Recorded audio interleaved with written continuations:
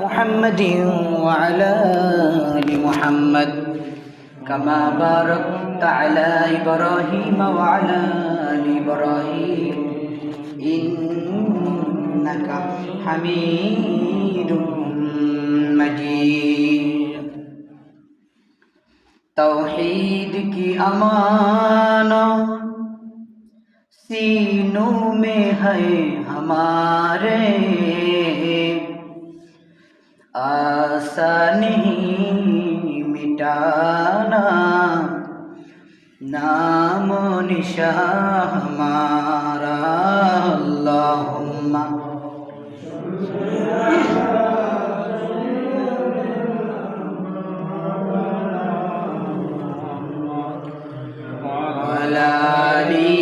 सय्यिदना मौलाना मुहम्मद।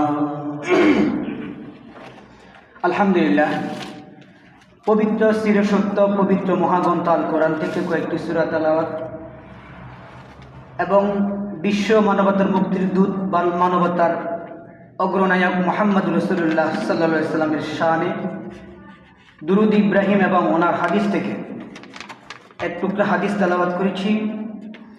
পবিত্র কোরআন এবং সুন্নাহ অনুযায়ী অল্প কয়েক মিনিটের মধ্যে আমরা গুরুত্বপূর্ণ আলোচনা শুনব ইনশাআল্লাহ। দেখুন, এক নম্বর বিষয় হচ্ছে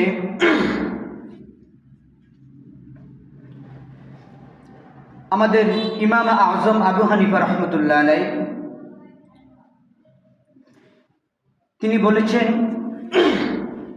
আমি যখন 16 বছর বয়সে হজ করতে গেলাম আব্বার সাথে, হঠাৎ দেখতে পেলাম বিশাল এক জনগোষ্ঠী একটা লোককে ঘিরে দাঁড়িয়ে রইল। আব্বাকে জিজ্ঞাসা করলাম, আব্বা ইনারা কারা, কি হয়েছে এখানে? যেটা আপনারা শুনেছেন। বলল যে এখানে বিশ্বনবী মুহাম্মদ সাল্লাল্লাহু আলাইহি ওয়াসাল্লাম একজন সাহাবী, যিনি সাহাবী রাসূলকে দেখছেন এবং রাসূলের পবিত্র জবান থেকে হাদিস শুনেছেন, সেই হাদিসগুলো লোকেরা শুনতেছে। কি হাদিস? ইমাম আবু হানিফা রাহমাতুল্লাহ আলাইহি নিজ কানে শুনেছেন। তিনি কে? আব্দুল্লাহ বিন হারিস ইবনে জুজ রাদিয়াল্লাহু তাআলা আনহু। তিনি বলেছেন, মানবতার মুক্তির দূত সাইয়্যিদুল মুরসালিন খাতামুন নবিয়্যিন পৃথিবীর শ্রেষ্ঠ মানব মুহাম্মদ সাল্লাল্লাহু আলাইহি ওয়াসাল্লাম বলেছেন, মান তাফাক্কাহা ফি দীনিল্লাহি কাফাহুল্লাহু আম্মা। আল্লাহর নবী ডাক দিয়া কয়, ও বিশ্ব জগতের উম্মত, তোমাদের মধ্যে যে ব্যক্তি দ্বীনের বিষয়ে গভীর জ্ঞান অর্জন করবে, রিজিকের পেরেশানি থেকে, রিজিকের টেনশন থেকে মুক্ত থাকতে আল্লাহ পাক তার জন্য যথেষ্ট হয়ে যাবে। বলেন না সুবহানাল্লাহ। ইয়া ইলাহি মুঝসে মুঝকো दूर कर, या इलाही ताके देखो मुझ में तुझको एक नजर, या इलाही तू मेरा माबूद है, या इलाही तू मेरा माशूक है। এই যে একটা হাদিস শুনলাম, কি বুঝলাম? অর্থাৎ দ্বীনে জ্ঞান, আল্লাহ রাসূলকে চিনার জন্য, পবিত্র কোরআন গবেষণা করার জন্য এবং ইসলামকে বোঝার জন্য যে ব্যক্তি সময় লাগিয়ে মাথা খাটিয়ে দ্বীনে জ্ঞান শুনবে, অর্জন করবে, আল্লাহ পাক তাকে একটা দৌলত দান করবেন। কি? রিজিকের সমস্ত টেনশন থেকে, ডিপ্রেশন থেকে আল্লাহ পাক তাকে মুক্ত করে দিবে। বলেন না সুবহানাল্লাহ। তাহলে আমরা কেউ এখনো সূরা ফাতিহাও জানি না, নামাজ কেমনে পড়তে হয় সেটাও জানি না, ওযুর মাসআলায় ভুল করি, নামাজের মাসআলায় ভুল করি। মহিলাদের মধ্যে মহিলারা আজকে এমন বেপরোয়া হয়ে গেছে, আজকের মহিলারা পর্দা করে কিন্তু পেশটা খোলা রাখে আর মনে করে এটাই মনে হয় পর্দা। বোঝা গেল মহিলারা যে পর্দা করবে, হিজাব করবে, নিজেকে আবৃত রাখবে, বুঝা গেল তাদের মধ্যে দ্বীনি জ্ঞান না থাকার কারণে তারা আজকে বেপরোয়া হয়ে গেছে। তাহলে মেয়েরা পর্দা করবে সে বিষয়ে জ্ঞান শিখার দরকার আছে না নাই? এখন কেউ বুয়ো হয়ে গেছে, কেউ যখন অবস্থা চাকরি করতেছে, কেউ সারাটা জীবন ক্ষয় করে দিচ্ছে।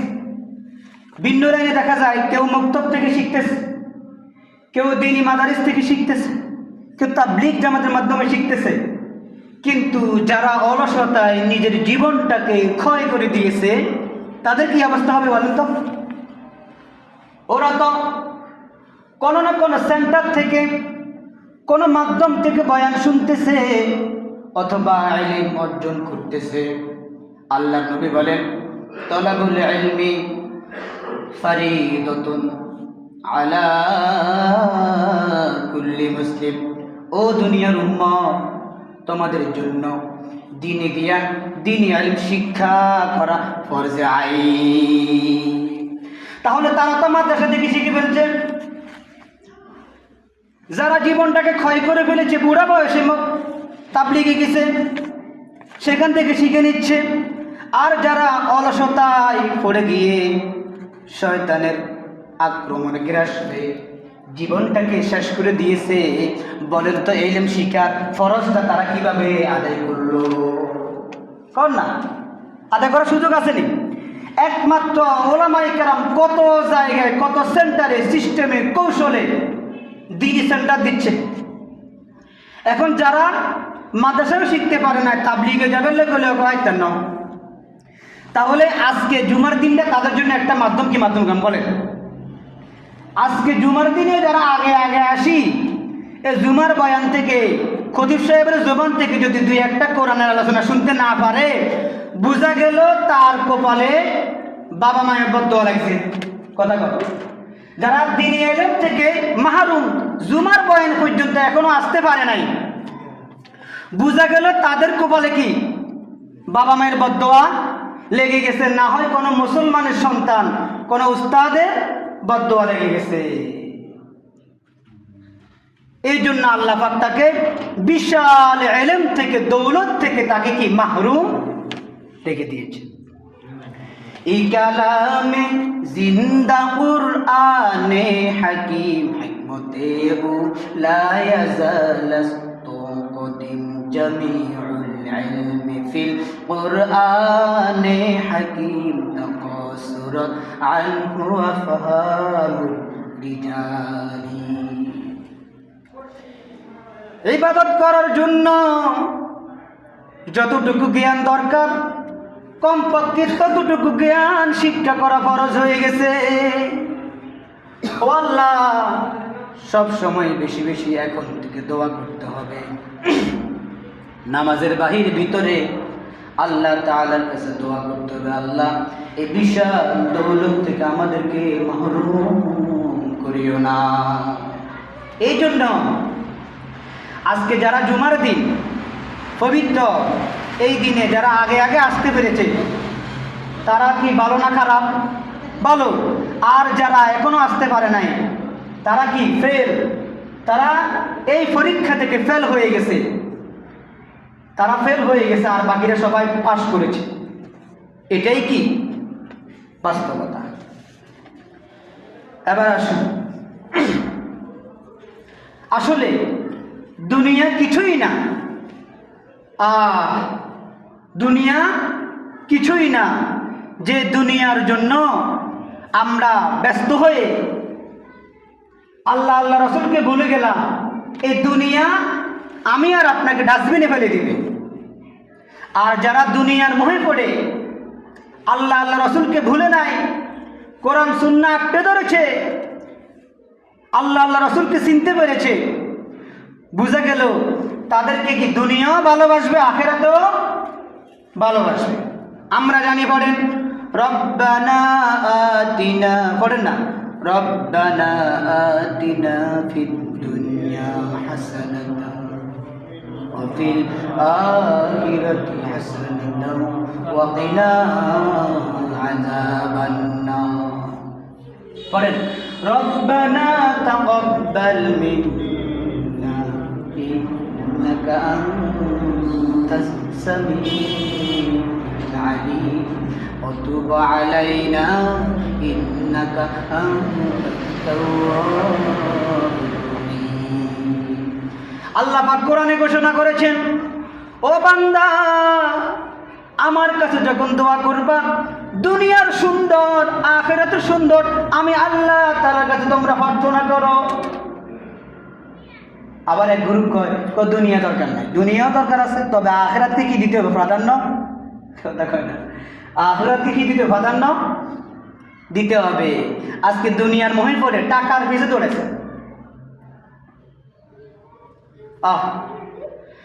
হালাল হারাম না মানিয়া কত টাকা করছি কামাই, এত টাকা রাখবো কোথায়, কাফনের তো পকেট নাই। বলেন তো আজকে যারা আমরা সুদের কারবার নিয়ে টাকার মোহে পড়ে আছি, বলেন না কাফনের কি পকেট আছে? তো তাহলে এটা এই অবৈধ কি আর কি দরকার?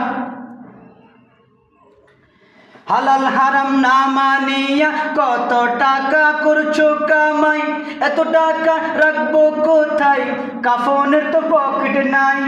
তোর পিছে মহা বিপদের সংকেত আছে, তোর পিছে মহা বিপদের সংকেত আছে। কি জবাব দিবি রে তুই আল্লাহর কাছে, হায় কি জবাব দিবি রে তুই আল্লাহর কাছে। দুনিয়ারি মোহে পড়ে খোদাকে গেছো বলিয়া, বলো কি কখন যাবে, ছাড়তে হবে এই দুনিয়া। আমি আর আপনি জানি না ও পেয়ারা মুসল্লিয়ানে কেরাম, কখন আমাদের নিঃশ্বাস ত্যাগ করে দুনিয়া থেকে বিদায় হয়ে যাব, সেই মুহূর্তটা আমাদের কারো জানা না। হাদিস শরীফে আছে, আল্লাহ নবী বলে, এই দুনিয়ার দাম যদি একটা মশার ডানার সমান হতো, তাহলে আল্লাহ পাক কোন বেঈমানকে একটু পানিও পান করাতো না। আল্লাহু আকবার বলে, এই দুনিয়ার দাম আল্লাহর কাছে একটা মশার ডানার সমানও নাই। তাহলে বোঝা গেল এই দুনিয়া কিছুই না, অথচ আমরা আমাদের মূল্যবান সময় দুনিয়ার পিছনে কি কাটিয়ে দিচ্ছি, নষ্ট করে দিচ্ছি। অথচ আল্লাহ পাকের নবী কি বলেন, আন সাহাল ইবনে সাদ قال كنا مع رسول الله صلى الله عليه وسلم بذي الحليفة فإذا هو بشاة ميتة شائلة برجلها فقال أترون هذه هينة على صاحبه فوالذي نفسي بيده للدنيا أهون على الله من هذه على صاحبها ولو كانت الدنيا تزن عند الله جناحا بعوضة على سقى كافرا منها قدره الله أبدا। বর্ণনাকারী একজন সাহাবী যার নাম হলো হযরত সাহাল ইবনে সাদ রাদিয়াল্লাহু তাআলা আনহু বলেন, তিনি বলেন, কোনো না কোনো একদিন হঠাৎ করে আমরা নবীজির সাথে সফরে ছিলাম, দেখলাম জুলহুলাইফা নামক একটা জায়গার ভিতরে বিশাল বিশাল একটা ময়দান, ওই ময়দানের ভিতরে একটা মরা বকরি পড়ে আছে। নবীজি বলেন, কলা, হে আমার সাহাবাই কেরাম, বলতো এই মরা বকরিটা এখানে পড়ে আছে, বলতো এই মরা বকরিটা তার মালিকের কাছে কতটুকু দাম? কথা কথা বুঝি, হাদিসটা বুঝতেছেন? হাদিসটা সহিহ, ইবনে মাজাহ শরীফের 4110 নম্বর হাদিস। আল্লাহ নবী কয়, ও সাহাবাই কেরাম, কত এই যে মরাইকে ছাগল মরি আছে, এই ছাগলটা মালিকের কাছে কতটুকু দাম? মালিকের কাছে কি সামান্য কি দাম নাই, তুচ্ছ। ঠিক তেমনি ভাবে পুরা গোটা দুনিয়া আল্লাহ তাআলার কাছে একটা মাছির মশার সমান নয় এ দুনিয়া। তাহলে আমরা আজকে হালাল হারাম না বাসি, নামাজ কলমা বাদ দিই, ফ্যামিলিকে কেয়ার ফুলফিল না করি, কোরআন হাদিসকে আমরা আজকে ওভারটেক করে দুনিয়ার মোহে পড়ে আছি। অথচ রাসূল কি বলেন, এই দুনিয়ার সমান, এই দুনিয়ার দাম একটা মশার মতো নয়। ব্যর্থ হবে, মরতে হবে, মরতে হবে। প্রিয় মুসল্লি বন্ধু ও যুবক ভাইয়েরা, আজকে সময়টা মোবাইলের পিছনে কাটা দিচ্ছেন, নামাজের খবর নাই, পুরোটা রাত ইন্টারনেট নিয়ে ব্যস্ত। ও যুবক ভাই, সময়টাকে কেন নষ্ট করতেছে? কেন নষ্ট করতেছি আমরা বলেন? এই যে আজকে জুমার দিন, এখনো গোসল করে রাখে, ও এখনো হুজুর খুতবা আরম্ভ করে না। এরপরে দেখা গেছে সালাম ফিরেছি, এখানে অধপত, এগুলো বলার দরকার। আমি অনেক সহ্য করেছি। সালাম ফিরানোর পর সঙ্গে সঙ্গে মুনাজাত পর্যন্ত না করি, মুনাজাত তো মুস্তাহাব, আচ্ছা মানলাম, তো মুনাজাতের পরে দিতে 4 রাকাত বাদাল জুমা আছে না? কথা এই জুমা এখানে বাদ দিই, বাদাল জুমা এখানে 4 রাকাত সুন্নাত পর্যন্ত না হলে কি চলি যায়। এবং কি আল্লাহর ঘরের জন্য 5টা টাকাও দিচ্ছে না। তো তোরা কি কমিটি করছি না 5টা টাকা দাও? তুমি যারা দিচ্ছে তাদেরকে আল্লাহর রাস্তায় দেওয়ার জন্য সময়টা, সুযোগটা, পরিবেশটা করে দাও না। সালাম ফিরে আমি ঠাস করি কি মানে লাগে যে এটা একটা আযাব। রাসূল কি বলেন? রাসূল কয় পানির ভিতরে যে পানিগুলো আছে তাদের জন্য যেরকম পানিগুলো খুব নিরাপদ। পানি থেকে মাছকে উঠানোর পরে মাছ যেরকম ছটফট ছটফট ছটফট করে, বোঝা গেল মাছের জন্য পানিটা অত্যন্ত জরুরি, অক্সিজেন। ঠিক তেমনি ভাবে মুমিনের জন্য, মুমিনের জন্য মসজিদটা কি অক্সিজেন। আর অথচ আমরা নামাজ না হলে কি চলে যায়। আচ্ছা, আপনারা যারা এখানে আছেন একটু আমাকে আজকের জন্য কবরের কথা টেনশনটা কি একটি ওয়াদা কি দিতে পারবেন যে আজকে থেকে আমরা বাদাল জুমা পর্যন্ত সমস্ত নামাজ, সমস্ত রাকাত শেষ করি মসজিদ থেকে বের হবো? কারা কারা হারবেন? চাই হাত তোলেন, আল্লাহকে দেখাই দেন। এই হাতগুলা আল্লাহ কবুল করেন। আল্লাহকে আমাদের দিনে হাতগুলাকে তুমি বিনা হিসেবে জান্নাত দিয়ে দিও, আমিন কর। এই কথাটার জন্য মনে থাকে। তাহলে আজকে আমরা এই কোরআন হাদিসের আলোচনাটা কি সাকসেস? নইলে বুঝা গেল কি আমি যে আলোচনা করলাম আমলটা মনে হয় আমার মাঝেও নাই। অনেকে কয় হুজুরও বয়ান করে, হুজুরের কথার মধ্যে আসল নেই, কথাটা আসল আসা। আমল করলে না, আর মুসল্লির মধ্যে কি আমল? এখন দেখা গেছে আলহামদুলিল্লাহ আমি চিন্তা করে চাইলাম কমাস কম ওয়াজিব বাদ দিই না, সুন্নত মুআক্কাদা, এই সুন্নত মুআক্কাদা বাদ দিই না, ফরজ তো কথাই নাই। তো তাহলে আমার মুসল্লিরা চলে যায় কেন? বুঝা গেল দেখা গেছে কি ওদের মধ্যে কি গন্ডগোল, অত উজুও না আর নইলে নিয়ত ঠিক নেই, আর কয় হুজুরের দোষ। আসুন, এভাবে একদিন আমাদেরকে চলেই যেতে হবে। আচ্ছা, তাহলে এতক্ষণ আমরা বুঝলাম দুনিয়া ভালো না খারাপ? খারাপ। এখন দুনিয়া যদি খারাপ হয় তাহলে আল্লাহ পাক আঙ্গরে দুনিয়াটা কিলে হারেছে। প্রশ্ন কি অটো তো আঙ্গকে মনে ঢুকে গেছে। এই প্রশ্নের উত্তর আল্লাহ পাক সূরা মুমিন 114 নম্বর আয়াত, সেখানে তিনি উল্লেখ করেন কি আফাহাসিবতুম আন্নামা খলাকনাকুম আবাসা, আফাহাসিবতুম আন্নামা খলাকনাকুম আবাসা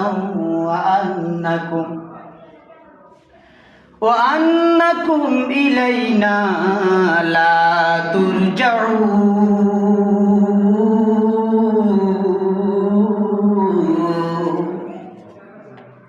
আল্লাহ বলেন, এরে মানুষ, তুমি কি ভেবেছো তোমাকে অনর্থক দুনিয়াতে পাঠানো হয়েছে? কথাটা খেয়াল করছেন? কোনে কর আল্লাহ বলেন, এবং তুমি কি ধারণা করেছো আর তোমাকে আমার দরবারে হাজিরা দেওয়ার জন্য আসতে হবে না? প্রশ্নবোধক আওয়াজ। আল্লাহ বলেন, না না, তোমাকে অনর্থক ফাটানো হয়নি, এবং একদিন আগে পরে আমার দরবারে তোমাকে হাজিরা দিতে আসতেই হবে। নাকি ফালানো যাবে? বুঝে গেল আল্লাহ কর তুই যে বাড়ছ মনে করছিলে জানেন না চল সুদ ঘুষ খর নামাজ কর্মের খবর নাই হায়া দিয়ে নেলে এমনি নাকি হাজার দর তো তুই কি মনে করছ আর দরবার আইতা না এখনো না তোমার স্বাধীনতা দিলাম আর কই ইসলাম করে স্বাধীনতা দিল আল্লাহ সরাসরি কর গিয়া তোরা স্বাধীনতা দিয়ে দিচ্ছি বাড়ি কুম ফিল যান না ও বাড়ি কুম ফিসের ইচ্ছাগুলো নামাজও জান্নাতে যান আর না হলে নামাজ না হয় জাহান নামে যা ইচ্ছা তোর হাতে জান্নাত সর হেন জান্নাত চলবে হেন আমি তোমাকে সুযোগ দিব স্বাধীনতা কার আমার দিছে করে তাহলে আমাদের সবাইকে একদিন কবরে যেতে হবে পালানো যাবে না পালিয়ে যাওয়া যাবে না এ জমিনে গোটা দুনিয়া বাংলাদেশের মতো ছোট্ট একটা দেশ নয় এই গোটা জমি শাসন করেছে দুইজন কয়জন পুরো অল পৃথিবী শাসন করেছে কয়জন দুইজন আর শোষণ করেছে দুইজন কয়জন এসে ৬০ জন আল্লাহ পাক বলে এই গোটা জমিন শাসন করেছে দুইজন আর শাসন করা হয় ইনসাফের মাধ্যমে শোষণ করা হয় জুলুমের মাধ্যমে বাবা কথাটা খেয়াল করিয়েন বাজান আমার আর যারা শাসন করেছে ওনারা কখনো কোনোদিন জুলুম করে নাই সুন্দরভাবে পুরো অল পৃথিবীটা নেতৃত্ব দিয়েছে ১ নম্বর পয়গম্বর সুলাইমান দ্বিতীয় হলেন বিশ্ব প্রেসিডেন্ট বাদশাহ পয়গম্বর জুলকারনাইন আর গোটা দুনিয়াটা শুষে শুষে খেয়েছিল দুইজন ১ নম্বর নমরুদ দ্বিতীয় হলেন বক্তে নাসর কেউ বলেছেন সাদ্দাম বাইতুল মাকদিস আল আকসা এমন একটা দামি ঘর বাজান একটু খেয়াল করেন বাইতুল মাকদিস ফিলিস্তিন আল আকসা এমন একটা দামি ঘর যেখানে ১ রাকাত নামাজ পড়লে ৫০,০০০ রাকাতের নামাজের সওয়াব মাশাআল্লাহ আর একটু জোরে বলেন সুবহানাল্লাহ এই পরাশক্তি বক্তে নাসর নমরুদ আল আকসা মসজিদের উপর হামলা করেছিল আল্লাহ পাক এই বক্তে নাসর নমরুদকে ধ্বংস করার জন্য আকাশ থেকে কোন নতুন কোন বাহিনী পাঠানো হয়নি আল্লাহ পাক অসুস্থ মশার মাধ্যমে নমরুদকে দুনিয়া থেকে বিদায় করে দিয়েছে নিজের পাপের অপরাধে নমরুদ করল গাদ্দারি মাথার ব্যথা নিরাময়ে খাইল রে জুতার বাড়ি সে তো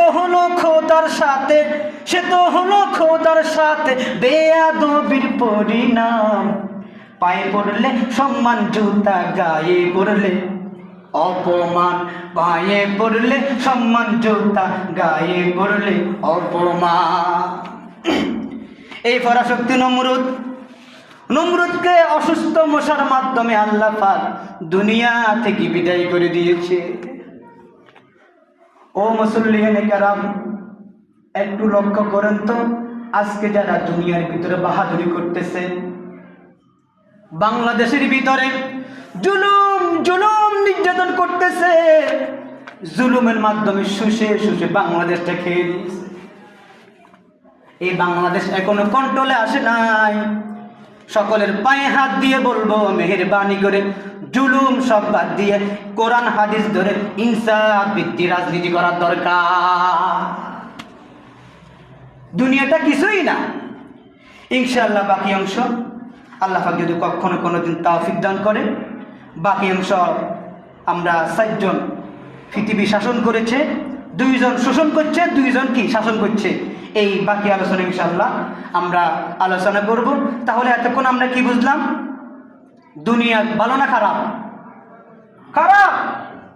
দুনিয়ার পিছনে পড়ে আমার আপনার মূল্যবান সময় নষ্ট করব না আল্লাহ পাক আমাদের সবাইকে বাবা মাকে মূল্যায়ন করে দোয়া নিয়ে তারপরে ইবাদতের ভিতরে কি আগাইতে হবে। মা বাবার বদদোয়া আছে মনে রাখবে, যেগুলো ঠিক মতো আল্লাহর হুকুম পালন করে না, এই বাদল জুমা হইতো না, মনে করবেন কি বাবা মা বদদোয়া আছে। আগে বাবা মাদের দোয়া লন, মাপ লন, তারপরে ইবাদত ধরেন, আল্লাহ পাক সুন্দর করে ইবাদত করার সুযোগ দিবে। ও আখিরু দাওয়ানা আলহামদুলিল্লাহি রাব্বিল আলামিন।